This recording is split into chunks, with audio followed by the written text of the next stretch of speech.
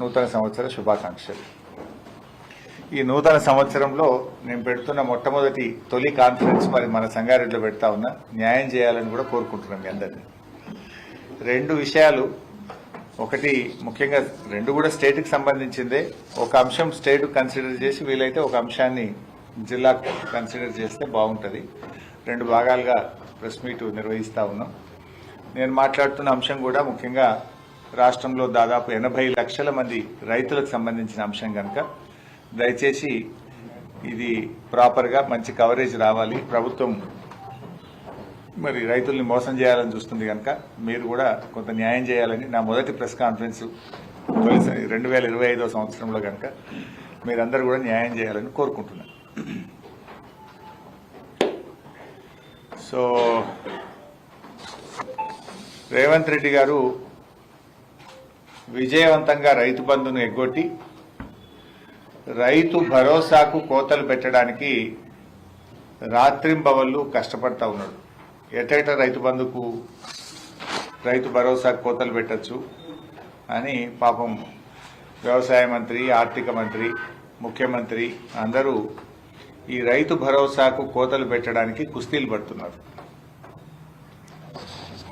గతంలో ఇదే రేవంత్ రెడ్డి గారు రైతు బంధు ఏడాదికి 3 సార్లు ఎందుకు ఇవ్వకూడదు అని ప్రతిపక్షంలో ఉన్నప్పుడు మాట్లాడారు.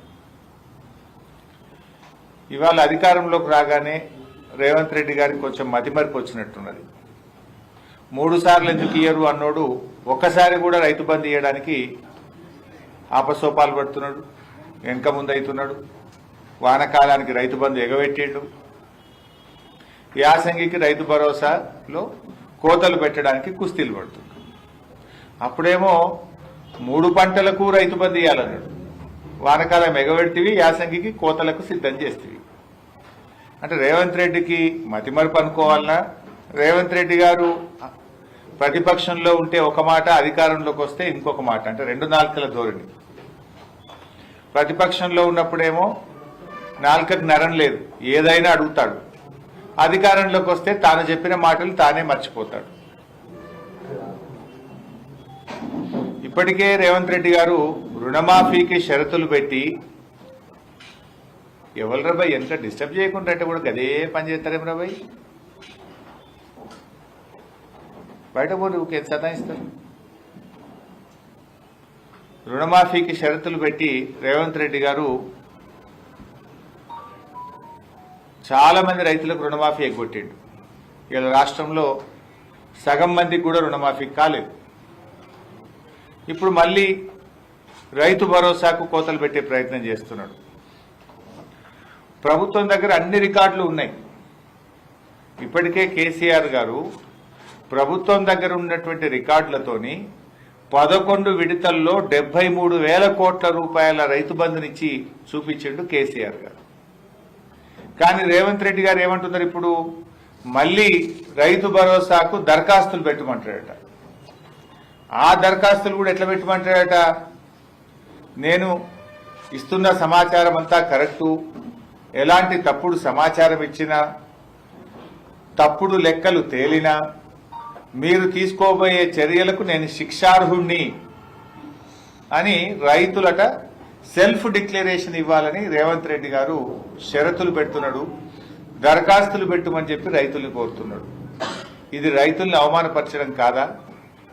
దేశానికి అన్నం పెట్టేటువంటి రైతు ఎండనక వాననక 6 గాలం కష్టపడి ఇలా వ్యవసాయం చేసి అందరికీ అన్నం పెట్టే రైతుకు షరతులు పెడతా ఉన్నారు. బడాబాబులకు, పారిశ్రామికవేత్తలకు, కంపెనీలకేమో ఏ షరతులు లేవు, 1000 కోట్ల అప్పులు మాఫీ చేస్తున్నారు. రైతులకు వచ్చేసరికి షరతులు అడ్డం వస్తున్నాయి. మీకు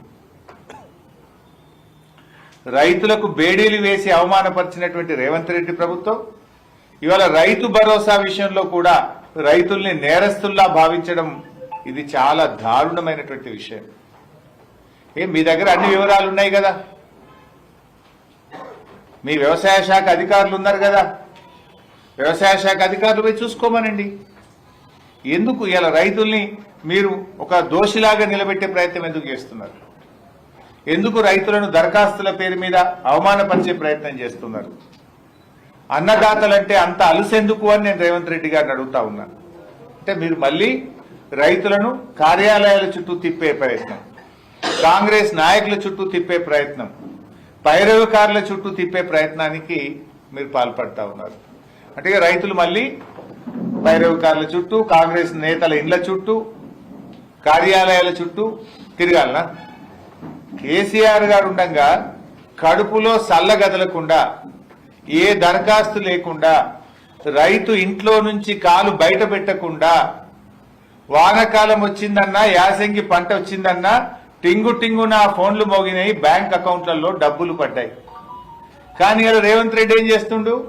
దరఖాస్తులు పెట్టుండి కార్యాలయాల చుట్టూ తిరగండి, కాంగ్రెస్ నాయకుల ఇండ్ల చుట్టూ తిరగండి, పైరవకారుల చుట్టూ తిరగండి. ఇదేనా రైతులకు మీ పట్ల మీకుండే ప్రేమ? ఇది చాలా దుర్మార్గమైనటువంటి విషయం. అందుకే బీఆర్ఎస్ పార్టీ కేసీఆర్ ప్రభుత్వం గతంలో ఇచ్చిన విధంగా రైతులందరికీ రైతు భరోసా ఇవ్వాలని చెప్పి డిమాండ్ చేస్తుంది. ఆ రోజు ఎన్నికల సమయంలో మీరేం చెప్పారు? ఇప్పుడైతే 10,000, మేమొస్తే 15,000 అన్నారు. మేనిఫెస్టోలో పెట్టారు, వరంగల్ రైతు డిక్లరేషన్ లో చెప్పారు. చెప్పిన విధంగా ఈ వానకాలం పైసలు, యాసంగి పైసలు కలిపి ఎకరానికి 15,000 రూపాయలు ఇవ్వాలని చెప్పి మేము బీఆర్ఎస్ పార్టీ పక్షాన్ని డిమాండ్ చేస్తా ఉన్నాం. ముఖ్యంగా కొన్ని వార్తలు వస్తా ఉన్నాయి, ప్రభుత్వమే లీకులు ఇస్తుంది, 10 ఎకరాలకు ఇస్తాం, ఒక పంటకే ఇస్తాం, సాగు చేసే భూమికే ఇస్తాం అని లీకులు ఇస్తున్నారు. ఇవాళ ముఖ్యంగా మనం సంగారెడ్డి జిల్లాలో ఉన్నాం. ఈ జిల్లాలో మెజార్టీగా పండే పంట పత్తి పంట. మా జైరాబాద్ లో పండ్ల తోటలు ఉంటాయి, చెరుకు తోటలు ఉంటాయి, పత్తి ఉంటది. నారాయణ ఖేడ్ అయినా, సంగారెడ్డి అయినా. ఇప్పుడు రేవంత్ రెడ్డి గారు ఏమంటున్నారంటే, ఆ ప్రభుత్వం చెప్తున్నటువంటి లీకులు ఎట్లా ఉన్నాయంటే, పత్తి సాగు చేసే రైతులకు ఒక్కసారే డబ్బులు ఇస్తారట. పత్తి అనేది 7 నెలల పంట, 8 నెలల పంట. అంటే 7 నెలల పంటకు, 8 నెలల పంటకు రెండవ పంట జనరల్ గా సాగు చేసే అవకాశం ఉండదు. వాళ్ళకు ఒకటేసారి డబ్బులు ఇస్తామంటున్నారు.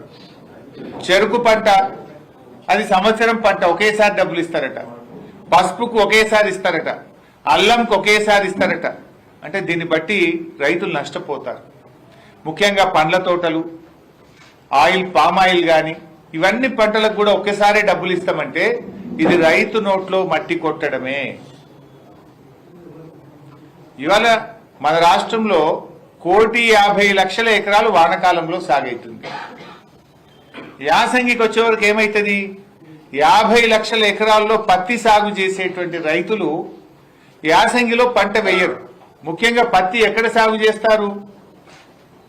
ఆదిలాబాద్ జిల్లా, సంగారెడ్డి జిల్లా, కొంత పార్ట్ ఆఫ్ నల్లగొండ, ఖమ్మం జిల్లా, ఇట్లాంటి జిల్లాల్లో పత్తి సాగు ఎక్కువగా ఉంటుంది.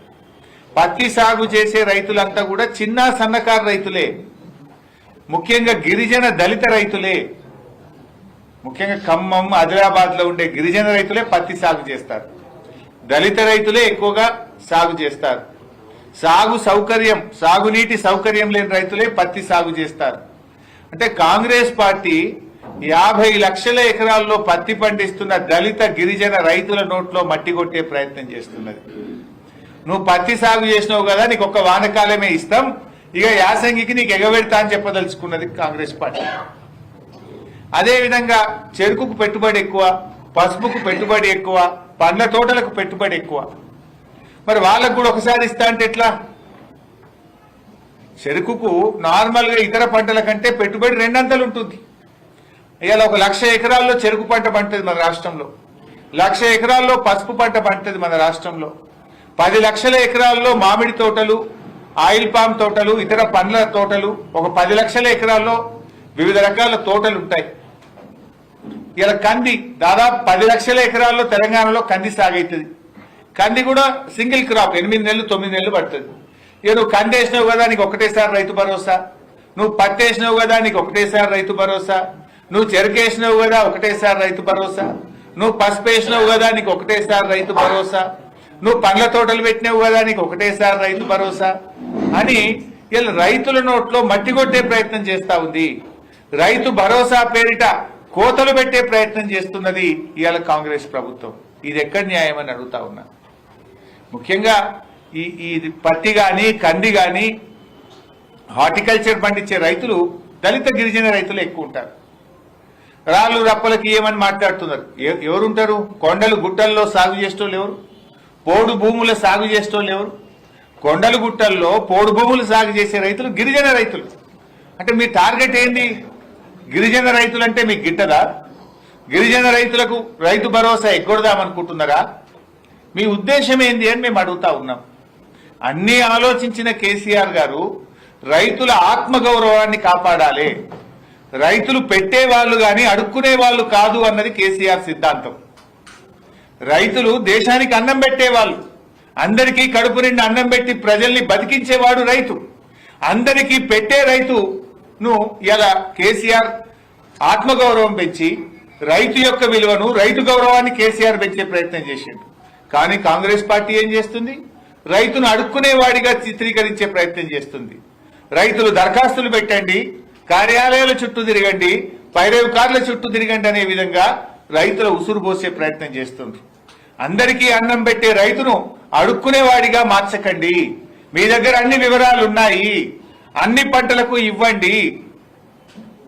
ఇలా దీర్ఘకాలిక పంటలుంటాయి, వర్షాధారిత పంటలుంటాయి, వారికి అన్యాయం చేయొద్దు. ఇప్పటికే పత్తి రైతులు చాలా ఇబ్బందుల్లో ఉన్నారు. ఈసారి అకాల వర్షాల వల్ల పత్తి దిగుబడి తగ్గింది. పత్తి రైతులకు పెట్టుబడి ఎక్కువ, ఆదాయం తక్కువ, అవకాశాలు లేక వర్షాధారితంగా గిరిజన దళిత రైతులే ఎక్కువగా బీసీ రైతులే పత్తి పండిస్తారు. ఇవాళ నువ్వు ఆ రైతులకు అన్యాయం చేసే ప్రయత్నం చేస్తున్నావు. ఇవాళ ఎల్లుండి 4వ తారీఖు కేబినెట్ మీటింగ్ లో డిసైడ్ చేస్తామని లీకులు ఇస్తా ఉన్నారు. ఒకవేళ పత్తి రైతులకు కానీ, కంది రైతులకు కానీ, హార్టికల్చర్ రైతులకు కానీ మీరు అన్యాయం చేస్తే తస్మాత్ జాగ్రత్త అని చెప్పి హెచ్చరిస్తా ఉన్నాం. రైతు లోకం తిరగబడుతుంది అని చెప్పి హెచ్చరిస్తా ఉన్నాం. జరిగే పర్యవసానాలకు ప్రభుత్వం బాధ్యత వహించాల్సి వస్తుంది అని హెచ్చరిస్తా ఉన్నాం. ఆలోచించండి. ఇవాళ పంట ఒకటి కావచ్చు, కానీ దానికి పెట్టుబడి ఎక్కువ.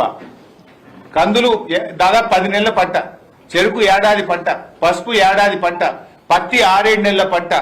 దాని పెట్టుబడి ఎక్కువ. మీరు ఒక పంట అని చెప్పి ఆ రైతులను అన్యాయం చేయొద్దు అని చెప్పి కూడా కాంగ్రెస్ పార్టీని హెచ్చరిస్తా ఉన్నాం. అందరి రైతులకు రైతు బంధు యథావిధిగా ఇవ్వాలని చెప్పి కూడా కోరుతా ఉన్నాం. ఇలా ఏమిచ్చింది కాంగ్రెస్ పార్టీ? ఈ ప్రభుత్వం అధికారంలోకి వచ్చిన తర్వాత కోతలు తప్ప రైతులకు ఇచ్చింది ఏమీ లేదు. మీరు ఒకసారి గమనిస్తే రుణమాఫీ సగం మందికే అయింది. బోనస్ 10 పంటలకు బోనస్ ఇస్తామని మేనిఫెస్టోలో పెట్టింది కాంగ్రెస్ పార్టీ. ఒక్క పంటకే బోనస్ అన్నారు. ఆ ఒక్క పంటలో కూడా దొడ్డుకి ఇయ్యం, సన్నాలకే ఇస్తామన్నారు. అంటే పంటలకు బోనస్ విషయంలో కాంగ్రెస్ ఇచ్చింది 5%. ఎందుకంటే 10 రకాల పంటలకు బోనస్ అని ఒక్క పంటకు బోనస్ ఇచ్చిండ్రు. ఆ ఒక్క పంటలో కూడా దొడ్డు వాట్లకి ఇయ్యం, సన్నాలకే ఇస్తామన్నారు. అంటే 5%. రైతు భరోసా వానకాలం ఎగ్గొట్టిండ్రు. యాసంగిలో సగానికి సగం కోత పెట్టడానికి కుట్రలు చేస్తున్నారు. పంటల బీమా మేనిఫెస్టోలో పెట్టిండ్రు. అసెంబ్లీలో బడ్జెట్ స్పీచ్ లో చెప్పారు, ఈ సంవత్సరం నుంచి కాంగ్రెస్ పార్టీ పంటల బీమా ప్రారంభిస్తామన్నారు. వానకాలంలోనేమో ఏమైందా పంటల బీమా అంటే యాసంగికి వెళ్ళిస్తామన్నారు. ఇప్పుడు యాసంగి వచ్చింది, పంటల బీమా ఏమైందా అంటే మళ్ళీ వచ్చే సంవత్సరం చూస్తామంటారు. అంటే పంటల బీమా గుండు సున్నా. రైతులకు వ్యవసాయ పనిముట్లు ఇస్తాం, అది సున్నా. ఒక్క పనిముట్లు ఈ సంవత్సరం ఇచ్చింది లేదు. పాడి రైతులకు 5 రూపాయల ప్రోత్సాహం అన్నారు, అది గాడిద గుడ్డు పెట్టిండ్రు. అన్ని అవుతాయి. మీరు ఏమిచ్చారు? పాడి రైతులకు 5 రూపాయల ప్రోత్సాహం అని మేనిఫెస్టోలో పెట్టిరి, గాడిద గుడ్డు పెట్టిరి. వ్యవసాయ పనిముట్లు ఇస్తామంటారు, గుండు సున్నా పెట్టిరి. రైతులకు పంటల బీమా అంటారు, దాన్ని సున్నా పెడితిరి. రైతు భరోసా సగానికి కోత పెట్టే కుట్ర చేయబడితిరి. రుణమాఫీ సగమే చేస్తుంది. బోనస్ చెప్పిన దాంట్లో 5 పైసలు ఇచ్చిండ్రు, 95 పైసలు ఎగబెట్టిండ్రు. 24 గంటల కరెంట్ అన్నారు, 16 గంటలకు మించి కరెంట్ వస్తలేదు. ఇక మరి మీరు ఇచ్చింది ఏంది? మీరు రైతులకు చేసింది ఏంది అని నేను అడుగుతున్నా. ఒక్కటన్నా రైతులకు ఇచ్చిన హామీ మీరు నిలుపుకున్నారా? అరే 2 లక్షల మీద అప్పున్నోళ్ళని ముఖ్యమంత్రి ఏమన్నాడు? పోనీ బ్యాంకులలో జల్దీ కట్టుని మీకు ఎత్తామన్నాడు. ముఖ్యమంత్రి మాట నమ్మి అప్పులు తెచ్చి 2 రూపాయలు 3 రూపాయల మిత్తికి తెచ్చి బ్యాంకులలో డబ్బులు కడితే ఆ 2 లక్షల పైన ఉన్న రైతులకు ఇవ్వాలటికి రుణమాఫీ అయితలేదు. నేను అడుగుతా ఉన్నా, 2 లక్షల పైన ఉన్నటువంటి రైతులకు ఎప్పుడు రుణమాఫీ చేస్తారో కట్ ఆఫ్ డేట్ పెట్టండి. ముఖ్యమంత్రి గారు నీ మాట నమ్మి మిత్తికి తెచ్చి బ్యాంకులలో 2 లక్షల పైన ఉన్న డబ్బు కడితే ఇవాళకి ఒక్క రైతుకు కూడా రుణమాఫీ కాలేదు. 2 లక్షల లోపున్నోళ్ళు కూడా చాలా మంది ఇలా ఇబ్బందుల్లో ఉన్నారు. ఇంకా చాలా మందికి రుణమాఫీ కాలేదు. మిత్తిల మీద పడ్డాయి. నువ్వు డిసెంబర్ 7 తారీఖు దాకానే మిత్తి మీ లెక్క పెట్టినావు. ఏడాది ఆలస్యంగా రుణమాఫీ చేసి ఏడాది మిత్తిలు రైతులతో కట్టించినావు. నువ్వు ఇవాళ రుణమాఫీ ఆలస్యం చేసింది నువ్వు. ఏ రోజు రుణమాఫీ చేస్తే ఆ రోజు దాకా మిత్తి కట్టిస్తావా? డిసెంబర్ 7 తారీఖుకే లెక్క పెడతావా? డిసెంబర్ 7, 2023 నాటికే లాస్ట్ అంటే మరి 6 నెలలు ఏడాది మిత్తిలు ఇవాళ రైతుల మీద పడతా ఉన్నాయి. ప్రతి రైతు 20,000, 30,000 ఈ రుణమాఫీ విషయంలో రైతుల మీద భారం పడతా ఉంది. ఇలా 2 లక్షల లోపు కూడా రేషన్ కార్డు నిబంధన పెట్టి, కుటుంబం నిబంధన పెట్టి, కుటుంబంలో ఒక్కరికనే నిబంధన పెట్టి ఇవాళ రుణమాఫీలో కూడా సగానికి సగం రేవంత్ రెడ్డి కోతలు పెట్టిండు. ఇలా ఈ రైతుల పట్ల కాంగ్రెస్ పార్టీ వైఖరిని మేము తీవ్రంగా ఖండిస్తా ఉన్నాం. అందరికీ అన్నం పెట్టే రైతన్నను అడుక్కునేవాడిగా మార్చొద్దు. రైతు ఎప్పుడు పై చేయి ఉండాలి, రైతు ఇచ్చేవాడికి ఉండాలి. కానీ రైతును మీరు దరఖాస్తులు పెట్టించి దరఖాస్తులో తెలుసో తెలియకో తప్పులుంటే మేము చర్యలు తీసుకుంటాం, ప్రభుత్వం తీసుకునే చర్యలకు నేను శిక్షార్హుణ్ణి అని చెప్పి మీరు తీసుకునేటువంటి ప్రయత్నాలు మానండి అని చెప్పి బీఆర్ఎస్ పార్టీ హెచ్చరిస్తా ఉంది. మీ దగ్గర డేటా ఉంది, ఇదేం కొత్త స్కీమ్ కాదు, నువ్వేం కొత్తగా ఇస్తలేవు. 11 సార్లు కేసీఆర్ ఇచ్చిండు కదా, అదే పద్ధతిలో 5,000కు బదులు 7,500 ఇస్తాను నువ్వు నమ్మించినావు. నమ్మించి గడ్డనెక్కినావు. మరి గడ్డనెక్కిన తర్వాత నీవు ఇచ్చిన వాగ్దానాన్ని అమలుపరచు. బాండ్ పేపర్ల మీద రాసిచ్చినావు కదా 7,500 ఇస్తాను. వెంటనే వానకాలం యాసంగి పైసలు 15,000 రూపాయలు విడుదల చేయాలని చెప్పి కూడా ఈరోజు బీఆర్ఎస్ పార్టీ డిమాండ్ చేస్తుంది. అదేవిధంగా వ్యవసాయ కూలీలు, ఇప్పుడు వ్యవసాయ కూలీలకు 28వ తారీఖు నాడే డబ్బులు ఇస్తా అని ఉప ముఖ్యమంత్రి గారు స్టేట్మెంట్ ఇచ్చారు. మరి డిసెంబర్ 28 పోయింది, జనవరి 1వ తారీఖు వచ్చింది, మాట తప్పిండ్రు. ఎందుకు లేట్ అయిందని తెలుసుకుంటే దాంట్లో కూడా ఎట్లా వడబోత చేయొచ్చని బాగా కష్టపడి పనిచేస్తుండట, ఏది వేస్తారట. వ్యవసాయ కూలీలను తగ్గించడానికి, తక్కువ మందికి ఇవ్వడానికి ఇలా ఏరువేతకు బాగా కష్టపడుతున్నారట సెక్రటరియట్లో. ఈ రాష్ట్రంలో 54 లక్షల ఉపాధి హామీ కార్డులున్నాయి. 54 లక్షల ఉపాధి హామీ కార్డులున్నాయి. దీని కింద 1,04,00,000 మంది కూలీలు పనిచేస్తున్నారు. అంటే భార్య భర్త కావచ్చు, తండ్రి కొడుకు కావచ్చు, ఒక కార్డు మీద కుటుంబానికి ఒక కార్డు ఉంటుంది. 54 లక్షల ఉపాధి హామీ కార్డులు, 1,04,00,000 మంది కూలీలు పనిచేస్తా ఉన్నారు. అంటే మరి ఉపాధి హామీలో పనికి పోతున్నారంటే ఎవరు పోతారు?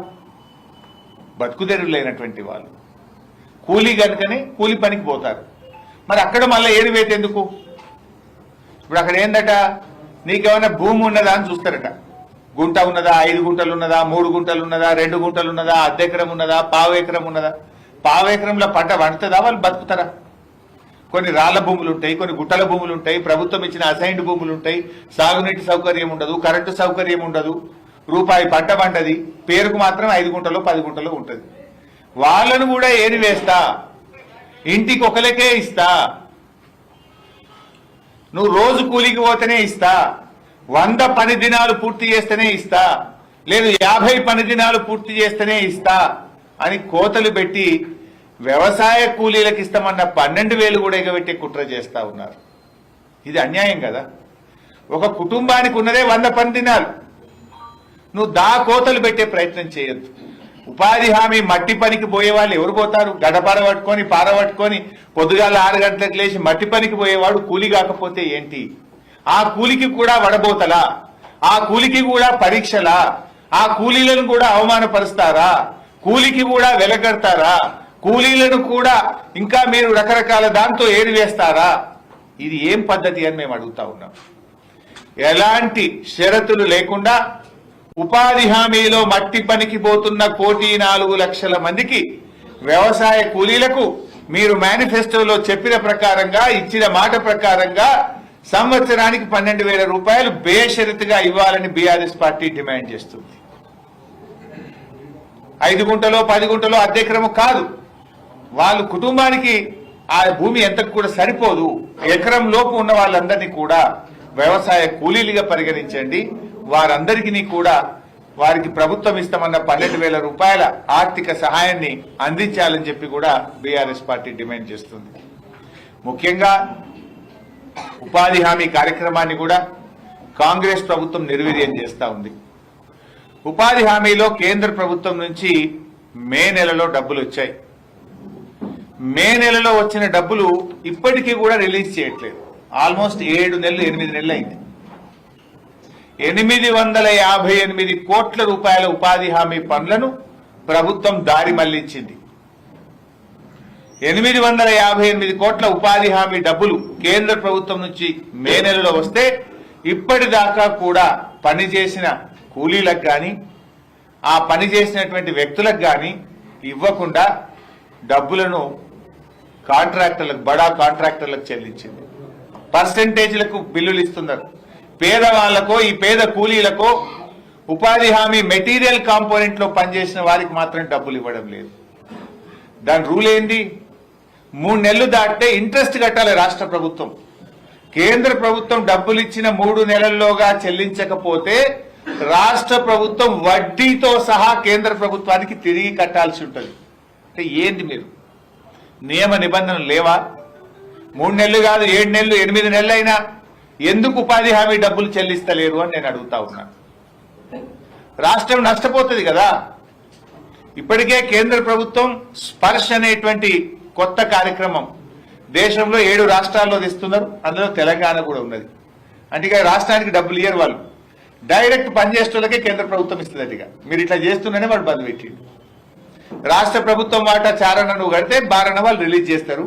డైరెక్ట్ పనిచేసిన వాళ్ళకి పోతాయి. ఇక ఈ రాష్ట్ర గవర్నమెంట్ ఖజానాలకు వస్తే 7 నెలలు 8 నెలలు మీరు ఇస్తలేరని, పనులు కుంటుబడుతున్నాయని, ఉపాధి హామీ లక్ష్యం నెరవేర్తలేదని కేంద్రం ఇప్పుడు కొత్త నిర్ణయం తీసుకుంటుంది. స్పర్శలో తెలంగాణ కూడా పెట్టింది. ఇప్పుడు మేము డిమాండ్ చేస్తున్నాం, తక్షణమే ఉపాధి హామీలో చేసిన పనులకు కేంద్ర ప్రభుత్వం ఇచ్చిన 858 కోట్లు విడుదల చేయాలని బీఆర్ఎస్ పార్టీ ఈరోజు డిమాండ్ చేస్తా ఉంది. థ్యాంక్ యూ మిత్రులారా. ఇక మన జిల్లాకు వద్దాం, సంగారెడ్డి జిల్లాకు. ఇకపోతే రాష్ట్రంలో మీరందరూ కూడా చూస్తా ఉన్నారు ఏం జరుగుతూ ఉందో. ఇందులో కూడా కొన్ని ఇంపార్టెంట్ పాయింట్స్ ఉన్నాయి. రాష్ట్రానికి మొత్తానికి సంబంధించిందే. నిఘా వ్యవస్థ అనేది చాలా చాలా ముఖ్యమైనటువంటిది. వెనకట రాజులైనా, మన దేశ ప్రభుత్వమైనా, రాష్ట్ర ప్రభుత్వమైనా ఈ దేశం యొక్క అంతర్గత భద్రత, శాంతి భద్రతలు అనేటువంటి దాన్ని అత్యంత ప్రాధాన్యతగా ఏ ప్రభుత్వమైనా కూడా చేస్తుంది. ఎందుకంటే ఒక జిల్లాలోనైనా ఒక రాష్ట్రంలో ఎవరైనా పెట్టుబడులు పెట్టాలంటే నేషనల్ క్రైమ్ బ్యూరో వెళ్ళి చూస్తారు.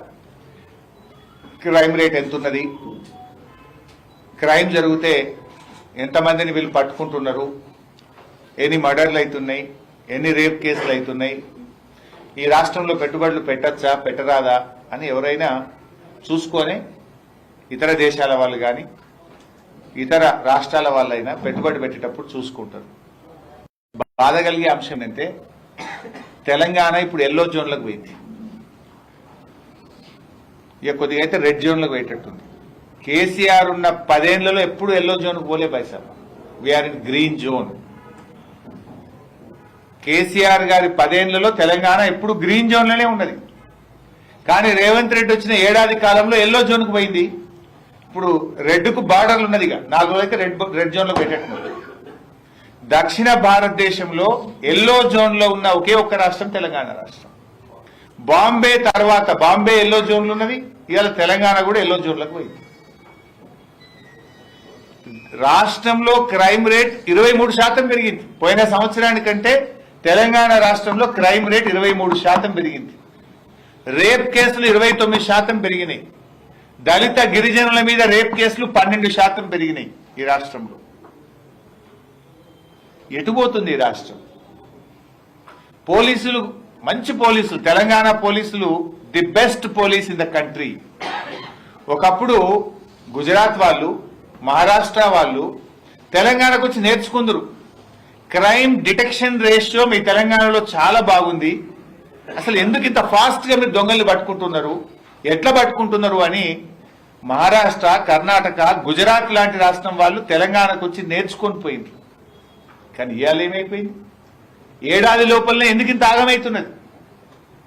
మరి అదే పోలీసులు కదా, తెలంగాణ పోలీసులు దేశానికి ఆదర్శంగా ఉన్న పోలీసులను ఇవాళ రేవంత్ రెడ్డి గారి ప్రభుత్వం వాళ్ళని ఇతర అవసరాలకు వాడి, రాజకీయ కక్షల కోసం వాడి తెలంగాణ ప్రతిష్టను మంటగలుపుతున్నాడు. తెలంగాణ పోలీసుల ఆత్మ గౌరవాన్ని దెబ్బతీస్తున్నాడు ఇవాళ రేవంత్ రెడ్డి గారు. అసలు చాలా మంచి మంచి సాఫ్ట్వేర్ ఉండేది మన దగ్గర.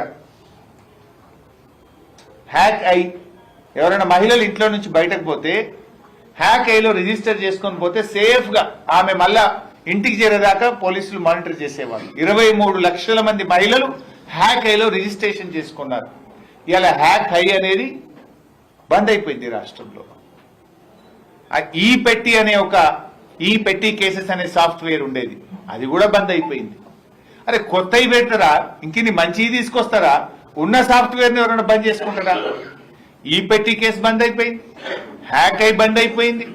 అంటే రాష్ట్రంలో ఈరోజు పెట్రోలింగ్ వ్యవస్థ పూర్తిగా దెబ్బతిన్నది. డయల్ 100 కూడా చాలా దారుణంగా ఫెయిల్ అయిపోయింది. బీఆర్ఎస్ ప్రభుత్వం ఉన్నప్పుడు డయల్ 100కి ఎవరైనా ఫోన్ చేస్తే 3 నుంచి 5 నిమిషాల్లో పోలీసులు అక్కడికి చేరుకునేవారు. ఇవాళ డయల్ 100కి ఎవరైనా ఫోన్ చేస్తే దాదాపు 7-8 నిమిషాలు 10 నిమిషాలు పడుతుంది. మరి అప్పుడు 3 నిమిషాలకు 5 నిమిషాలకు వచ్చింది ఎట్లా? ఇప్పుడు 7 నుంచి 10 నిమిషాలు అయింది ఎట్లా?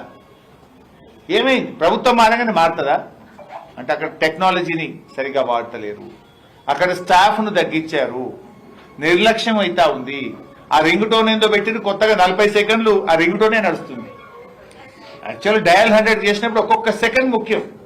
ఒక్కొక్క 5 సెకండ్లలోనే అక్కడ ప్రాణాలు పోతుంటాయి. 5 సెకండ్లలోనే ఒక ప్రాణాన్ని కాపాడే అవకాశం ఉంటుంది. డయల్ 100 పనితీరు రేవంత్ రెడ్డి ప్రభుత్వంలో దారుణంగా పడిపోయింది. ఆనాడు 3 నుంచి 5 నిమిషాలు ఉంటే మరి ఈరోజు 5 నుంచి 7 నిమిషాలకు వచ్చింది. యాక్చువల్గా కేసీఆర్ గారు 9 సంవత్సరాల తన పాలనలో 15,000కు పైగా ఆధునిక ద్విచక్ర వాహనాల్ని కూడా ఆ రోజు కేసీఆర్ గారు అందించారు. పోలీస్ వాహనాలు కొత్త కొత్త ఇన్నోవా కార్లు ఇప్పించారు. నెల నెల పోలీస్ స్టేషన్ అలవెన్స్ ఇచ్చారు. అదేవిధంగా ఎంతో టెక్నాలజీని అందించారు. Police command control room Hyderabad లో కట్టారు. ఇప్పుడు రోజు రేవంత్ రెడ్డి ఆనే కూర్చుంటుండు. కమాండ్ కంట్రోల్ రూమ్ కట్టిండ్రు. పోలీసుల ఆత్మగౌరవానికి భంగం వాటిల్లకుండా తలెత్తుకొని విధి నిర్వహణలో పోలీసులు ఉండే విధంగా కేసీఆర్ గారు పనిచేశారు. ట్రాఫిక్ పోలీసులకు 30% అధికంగా వేతనాలు కూడా ఇచ్చారు. టెక్నాలజీకి అవసరమైన నిధులు అందించారు. కానీ ఈరోజు చూస్తే చాలా దారుణమైనటువంటి పరిస్థితిని ఇవాళ పోలీసులు ఎదుర్కొంటున్నటువంటి పరిస్థితి కనబడతా ఉంది. క్రైమ్ డిటెక్షన్ రేషియో బీహార్ కంటే దారుణం అయిపోయింది తెలంగాణ. బీహార్ కంటే దారుణం. బీహార్ అంటేనే అందరూ దేశంలో లాస్ట్ అనుకుంటారు. కానీ రేవంత్ రెడ్డి ఏడాది పాలనలో క్రైమ్ డిటెక్షన్ రేషియోలో బీహార్ కంటే కూడా తెలంగాణ వెనుకబడిపోయింది. ఇట్లా ఉంటే ఎవడన్నా కంపెనీ వాడు వస్తాడా? ఇక తెలంగాణకు పెట్టుబడులు పెడతారా? ఇలా ఎందుకంటే హోంమంత్రిగా కూడా ముఖ్యమంత్రి ఉన్నాడు. ఏమనంటే తెలంగాణ పోలీస్ లోగో మార్చినాం. లోగోలు మారిస్తే ఏమొస్తుంది? తెలంగాణ బతుకుదెరువు మారుస్తా అని చెప్పిన రేవంత్ రెడ్డి తెలంగాణ తల్లిని మారుస్తా, పోలీస్ లోగోను మారుస్తా, తెలంగాణ సింబల్ మారుస్తా, ఇంకేదో మారుస్తా అంటాడు. ఇవి మార్చుడు తప్ప నువ్వు మార్చిందేంది? నువ్వు చెప్పిందేమో తెలంగాణ ప్రజల జీవితాల్లో కొత్త వెలుతురు తెస్తా, బతుకు తెరువు మారుస్తా అన్నావు.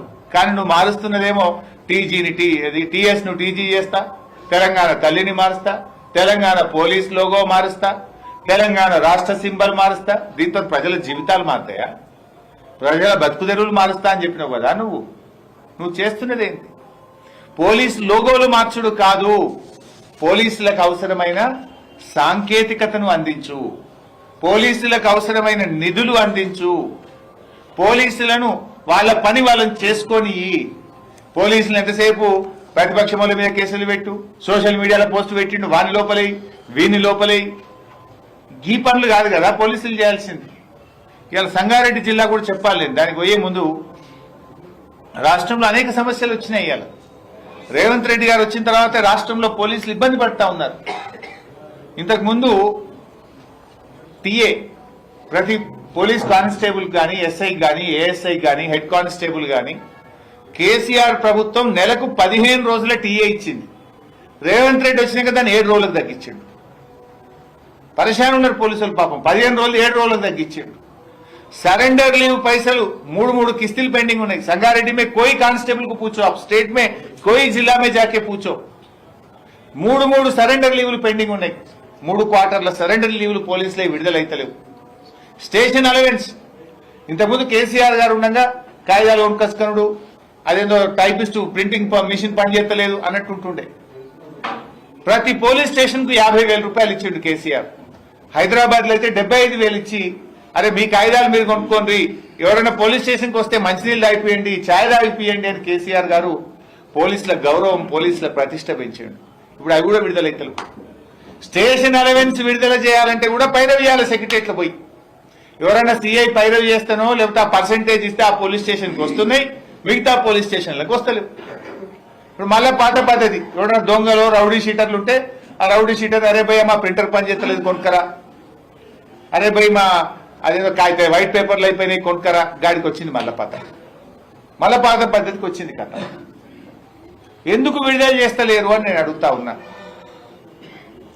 పాపం ఆరోగ్య భద్రత నెలకు 300 కట్టాడు ప్రతి పోలీస్ కానిస్టేబుల్. ఆయన కుటుంబ సభ్యులకు, తల్లిదండ్రులకు అనారోగ్యం అయితే ఆరోగ్య భద్రత కార్డు ఉంటే భరోసా ఉండేది. ఏ రోగం వచ్చినా కూడా మంచి వైద్యం చేయించుకొని వద్దురు. కానీ ఇప్పుడు ఆరోగ్య భద్రత ఆరోగ్యశ్రీ కంటే అధ్వానం అయిపోయింది. పోలీసులకు ఉన్న ఆరోగ్య భద్రత కార్డు ఆరోగ్యశ్రీ కంటే అధ్వానం అయిపోయింది. అది పట్టుకొని పోతే బెడ్స్ ఖాళీ లేవని అదే కొడుతున్నాడు దవాఖానలో. నేను అడుగుతున్నా రేవంత్ రెడ్డి గారిని, ఈ ఏడాది కాలంలో ఆరోగ్య భద్రత కింద ఎంతమంది సిబ్బందికి ట్రీట్మెంట్ ఇచ్చారు, ఏ ఆసుపత్రుల్లో ఇచ్చారు, ఎంత డబ్బు కట్టారో వైట్ పేపర్ విడుదల చేయండి. చేయరు మీరు. పాపం ఇవాళ ఆరోగ్య భద్రత కార్డులు పనిచేయక కుటుంబ సభ్యులు వాళ్ళ ఆరోగ్యం దెబ్బతింటే అప్పుల పాలవుతున్నారు మా పోలీసులు. రిటైర్ అయిన పోలీస్ కానిస్టేబుళ్లకు, ఎస్ఐలకు కూడా పైసలు వస్తలేవు. వాళ్ళు దాచుకున్న ఆరోగ్య భద్రతలో కొన్ని డబ్బులు సేవింగ్స్ ఉంటాయి, వాళ్ళ సొంత డబ్బులు జీతంలో కట్ అయితే పిల్లల చదువులకో ఇంటి లోనుకో తెచ్చుకుంటారు. ఆ డబ్బులు కూడా విడుదలైతలేవు. ఇవాళ హోంగార్డులకు పర్మనెంట్ చేస్తా, మీకు జాబ్ సెక్యూరిటీ ఇస్తా, మీకు బేసిక్ పే ఇస్తా అని రేవంత్ రెడ్డి హోంగార్డులకు మాట ఇచ్చిండు, మేనిఫెస్టోలో పెట్టిండ్రు. ఇవాళ హోంగార్డులకు చెప్పిన మాట అమలైతలేదు, బేసిక్ పే వస్తలేదు, 1వ తారీఖు జీతం అంతకంటే వస్తలేదు. హోంగార్డుల జీతం 20 తారీఖు, 10 తారీఖు, 15 తారీఖు వస్తున్నది. హోంగార్డులకు పెంచుతున్న జీతం ఇంతవరకు పెంచలేదు. ఏక్ పోలీసింగ్ అన్నాడు. అరే అందరికి ఒకటే ఉండాలి కదా, సమాన పనికి సమాన వేతనం. నేను హెడ్ కానిస్టేబుల్ కుటుంబంలోకి వచ్చిన, మా అన్న కానిస్టేబుల్ ఉండే, నాకు పోలీసు వాళ్ళ కష్టాలు తెలుసు, నేను ఏక్ పోలీసింగ్ తెస్తా అని రేవంత్ రెడ్డి మాట్లాడాడు.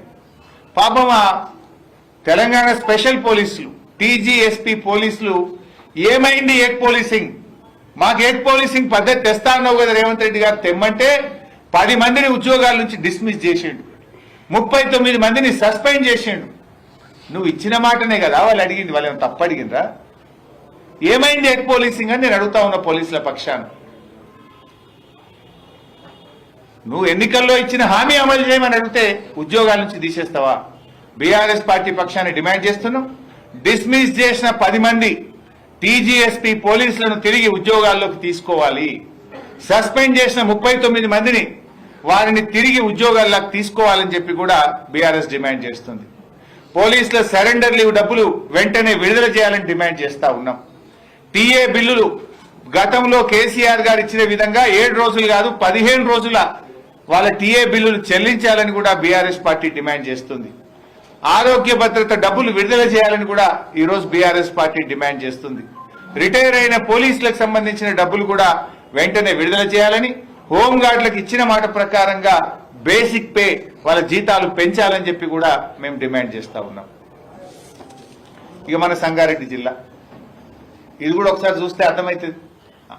రాష్ట్రం అంతా గట్లే ఉంది, కాకపోతే మనం సంగారెడ్డి ప్రెస్ వాళ్ళం కనుక, సంగారెడ్డి ప్రజాప్రతినిధులం కనుక ఈ జిల్లా పరిస్థితి కూడా ఒకసారి మాట్లాడుకుందాం. బీఆర్ఎస్ ప్రభుత్వం ఉన్నప్పుడు 2022లో 6,429 కేసులు అయినాయి, 6,429.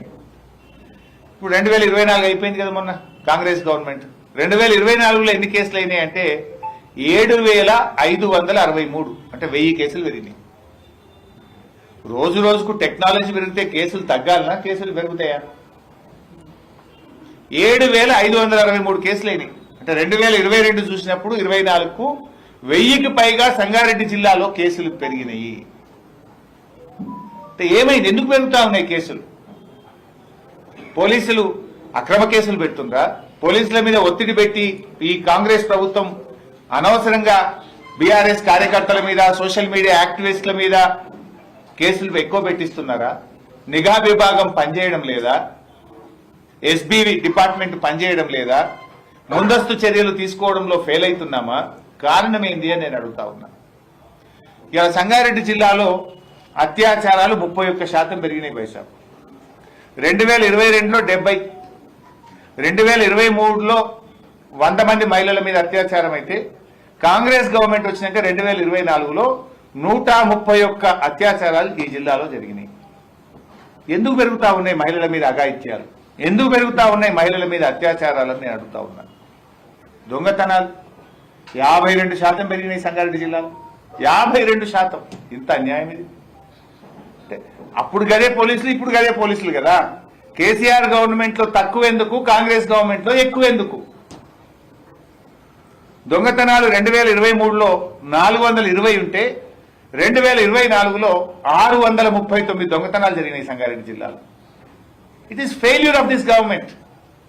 హోమ్ మినిస్టరే ముఖ్యమంత్రి, ముఖ్యమంత్రే హోమ్ మినిస్టర్. అంటే ఇది ముఖ్యమంత్రి యొక్క వైఫల్యము, రాష్ట్ర ప్రభుత్వం యొక్క వైఫల్యం తప్ప మా పోలీసుల వైఫల్యం కాదు. ఎందుకు? మరి ఇదే పోలీసులు కదా గతంలో మంచిగా పనిచేసిండ్రు, ఇదే పోలీసులు కదా దేశానికి ఆదర్శంగా ఉన్నారు. ఎందుకు పోలీస్ వ్యవస్థ ఫెయిల్ అవుతా ఉంది? అంటే నిఘా విభాగం చేయాల్సిన పని చేస్తలేదు, ఎస్బీ విభాగం చేయాల్సిన పని చేస్తలేదు. పోలీసులను వాళ్ళ పనిని వాళ్ళని చేయించుకోనియకపోవడం వల్ల, టెక్నాలజీ ఇవ్వకపోవడం వల్ల, నిధులు విడుదల కాకపోవడం వల్ల మన రాష్ట్ర పోలీసు విభాగం దెబ్బతింటా ఉంది. దొంగతనాలు 52% పెరిగినాయి పైసా. ఇక దోపిడీలు అయితే 112% పెరిగినాయి, డబుల్ కంటే ఎక్కువ. 2022లో 9 దోపిడీలు, 2023లో 17 దోపిడీలు, 2024కు వస్తే సంగారెడ్డి జిల్లాలో 36 దోపిడీలు జరిగినాయి. 36, 112% పెరిగినాయి దోపిడీలు. అదేవిధంగా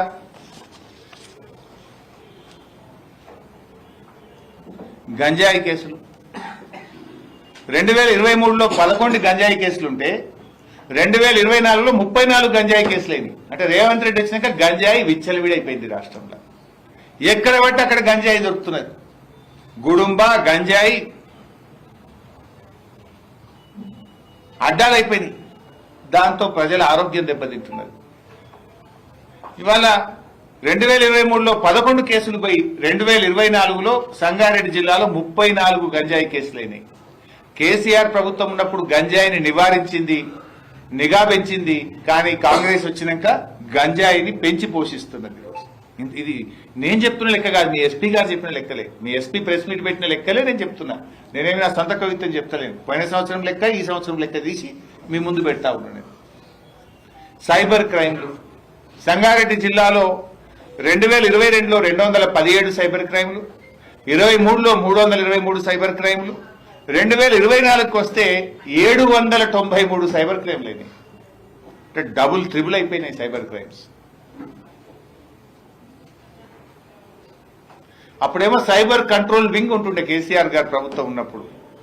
ఎప్పటికప్పుడు ప్రజల్లో అవగాహన కల్పించిన 1930 గురించి స్కూళ్లలో, కాలేజీల్లో, కాలనీల్లో రెగ్యులర్ గా చేసేవాళ్ళు. ఇప్పుడు ఆ పరిస్థితే లేదు. ఒక సంగారెడ్డి జిల్లాలో సైబర్ క్రైమ్స్ 400% పెరిగింది, 400 times. ఈ రకంగా రాష్ట్రంలో లా అండ్ ఆర్డర్ దెబ్బతిని ప్రజల ధన మాన ప్రాణాలకు రక్షణ లేకుండా పోయింది ఈరోజు ఈ రాష్ట్రంలో. ఆ రోజు బీఆర్ఎస్ ప్రభుత్వం ఉంటే ఒక భరోసా, ఒక నమ్మకం, షీ టీమ్స్ పెట్టి మహిళలకు రక్షణ కల్పించాం. కానీ కాంగ్రెస్ ప్రభుత్వం వచ్చిన తర్వాత లా అండ్ ఆర్డర్లో పూర్తిగా ఫెయిల్ అయిపోయింది. ఇవి మన कम्युनल राइट्स इसके पहले कभी भी नहीं हुआ. एक साल में 10 कम्युनल राइट्स हो गए तेलंगाना में. अपने जिला दौलताबाद में भी हुआ, यहाँ पर कम्युनल राइट, संगारेड्डी जिले में भी कम्युनल राइट हुआ, बासरा में हुआ, वनपर्ती में हुआ, जयनूर में हुआ. मुझे ये समझ में नहीं आता, परसों वीडियो फुटेज जो चाहे रिलीज कर रहा, वहां पर संध्या थिएटर का वीडियो फुटेज रिलीज करे, असेंबली में एक तरफ हमारा वीडियो फोटोज रिलीज करें, फिर जयनूर का फोटो वीडियो का क्यों नहीं रिलीज करते, मैं पूछना चाहता हूं. वो भी रिलीज करो ना, मालूम होता. तो ఈ రకంగా కమ్యూనల్ రైట్స్ కూడా పెరిగినాయి రాష్ట్రంలో. మత కలహాలు కూడా పెరిగి ఇవాళ ప్రజలు టెన్షన్లో ఉన్నటువంటి పరిస్థితి కలిగింది. మొత్తంగా ఈ ప్రభుత్వం ప్రజలకు శాంతి భద్రతల్ని అందించడంలో, లా అండ్ ఆర్డర్ మెయింటైన్ చేయడంలో పూర్తిగా ఈ ప్రభుత్వం ఫెయిల్ అయిపోయింది. చివరగా నేను విజ్ఞప్తి చేసేది ఒక్కటే, రాష్ట్రంలో రైతుల పక్షాన రైతు భరోసాలో కోతలు పెట్టకండి. అర్థం చేసుకోండి, లోతైన విశ్లేషణ అవసరం. ఏ రకంగా రైతులకు కోతలు పెట్టాలని కాదు ఆలోచించాల్సింది, ఏ రకంగా రైతులకు మేలు చెయ్యాలి, ఏ రకంగా రైతులకు సహాయపడాలన్నదే ప్రభుత్వం ఆలోచించాలి. నువ్వు పత్తి వేసుకున్నావు కనుక నీకు ఎగబెడతా, నువ్వు చెరుకేసినావు ఎగబెడతా, నువ్వు కందేసినావు ఎగబెడతా, నువ్వు హార్టికల్చర్ పండ్ల తోటలు పెట్టినావు నీకు ఎగబెడతా, ఇది కాదు.